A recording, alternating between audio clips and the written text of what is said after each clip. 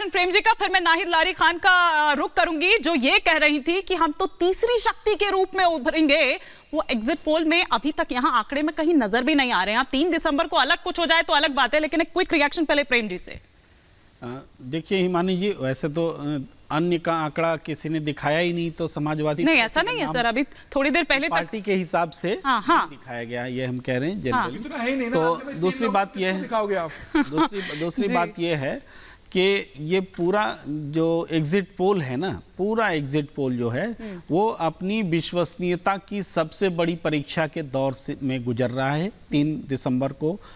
इस बात को मैं रेखांकित करना चाहता हूं, क्योंकि एक ही प्रदेश में माने exit polls, number of exit polls अगर 9 हैं तो 4 कांग्रेस को, 5 बीजेपी को, इस तरीके से विपरीत जो दे रहे हैं, तो ये बड़ा अविश्वसनीय लगता है कि इसके साथ चलें कि उसके साथ चलें। ऐसा पहले, बहुत पहले नहीं हुआ करता था, हाल के दिनों में ये सारी चीजें हुई हैं। लेकिन ये तो 2-3 दिन की बात होती है। फिर भी होता है कि एग्जिट पोल का हम तो ये चाहेंगे कि एग्जिट पोल के कारण जो सट्टा बाजार चढ़ता है, उसके कारण जो अचानक उल्टे परिणाम आते हैं और सट्टा बाजार वाले कमा कर चले जाते हैं, आम जनता की भावनाओं को ठग लेते हैं, उसकी भी पूरी जांच होनी चाहिए। जो लोग करते हैं एग्जिट पोल, वो भी रिस्पॉन्सिबिलिटी से जुड़े कर रहे हो ना। अरे सुनिए ना भाई, क्या बात कर रहे हैं और लेकिन थोड़ा मुद्दे पर आ जाते हैं। देखिए मुद्दों पर चुनाव लड़े गए हैं, इस बार जन सरोकार के मुद्दे पर चुनाव लड़े गए हैं।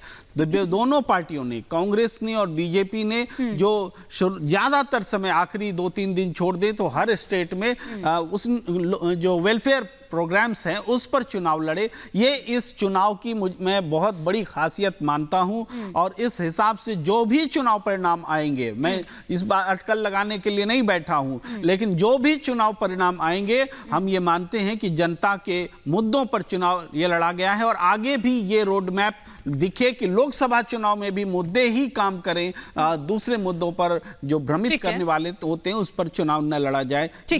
मैं सर बाइपोलर पर भी आऊंगी, क्योंकि अभी तक जो ये आंकड़े दिखाई दे रहे हैं और पिछला कुछ अगर हम रिकॉर्ड दिखा ले तो वहां पर साफ तौर पर बाइपोलर होता हुआ नजर आ रहा है। लेकिन चूंकि तीसरी शक्ति की बात हुई थी, नाहिद लारी की पार्टी ने ये बात कही थी, मैं जरा एक बार नाहिद जी का रुख करती हूँ। नाहिद जी, जो बड़े बड़े दावे हुए थे वो दिखाई नहीं दे रहे हैं यहाँ एग्जिट पोल में, तो कम से कम।